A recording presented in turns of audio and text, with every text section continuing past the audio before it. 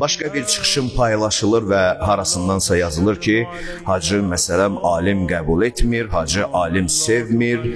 Bilirsiniz, bunlar tamamen şayədir, bunlar tamamen bizi tanımayan insanları, bizi yaxından bilməyən insanların uydurmalarıdır.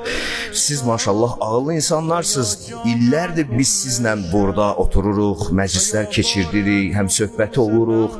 Sizcə ağlı başında normal bir insan alim sevməyə bilərmi? Alimi sevməmək mümkündürmü sizcə? Hər bir insan alimi sevər, alimə dəyər verər. Hansısa bir alim kimi özünü qələmə verən bir insanın dini nəzəriyyəsini hədis və ayələr əsasında qəbul etməməyimiz alim sevməmək anlamında deyil. Mən alim tələbəsiyəm, mən alim tərbiyəsi görmüş bir insanım.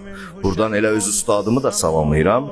Allah ona can sağlığı versin. O bizim fəxrimizdir, başımızın tacıdır. Bizə illərlə təmənnasız zəhmət çəkib üzərimizdə. Bizim qrammatikamızı, nə bilim, dini baxışlarımızı, Əhl-i Beytə olan nisbət, o hədisləri anlamağımız kimi incə məqamları o bizə öyrədib. Alimi sevməmək olarmı? Mümkün deyil.